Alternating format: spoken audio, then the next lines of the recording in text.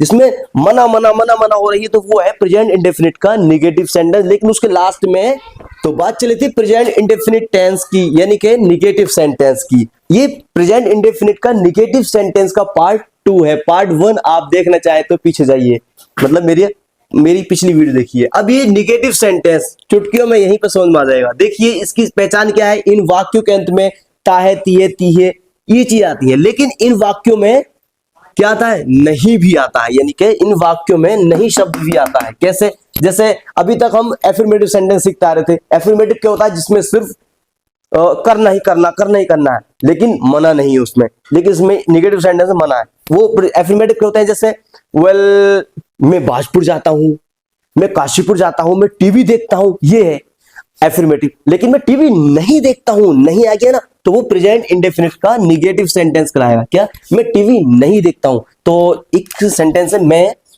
देखता हूं, मैं मैच नहीं देखता हूं, मैं गाड़ी नहीं चलाता हूं, जिसमें नहीं नहीं नहीं आ रहा, तो वो प्रेजेंट इंडेफिनिट का निगेटिव सेंटेंस है, निगेटिव सेंटेंस। तो इसके रूल्स क्या है, अभी पहचान तो आपने कर ली। रूल्स क्या है, यानी कि नियम। इसके नियम क्या है, सब्जेक्ट प्लस डू नॉट या डजंट, इसका मतलब या यानी कि स्लैश, और डजंट।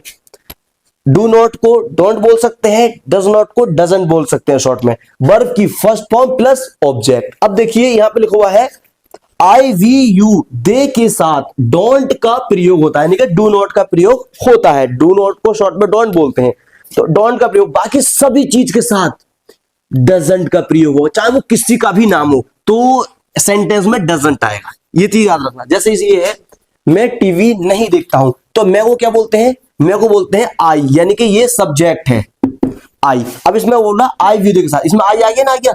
अब इसके साथ किस चीज का प्रयोग होगा, डोंट, यानी कि do not.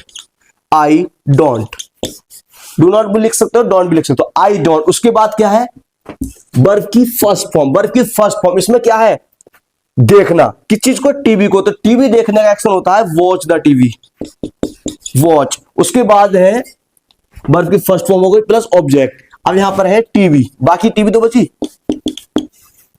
I don't watch the TV, क्या, I don't watch the TV, भाई मैं टीवी नहीं देखता हूं, I don't watch the TV.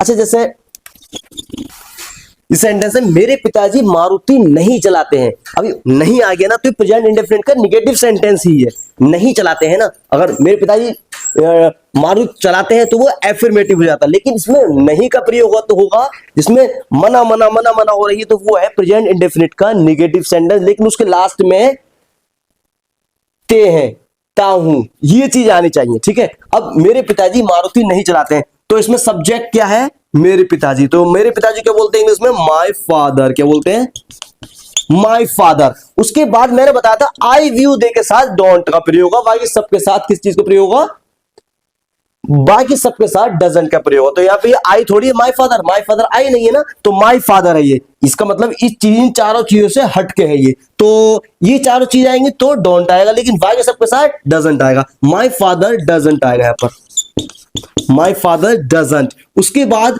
Maruti चलाना, दो प्रयोग चीज होती है राइड करना, और दो से अधिक प्रयोग चीज होती है वो ड्राइव करते हैं उसको, ड्रन ड्रन ड्रन, तो वो होती है ड्राइव। My father doesn't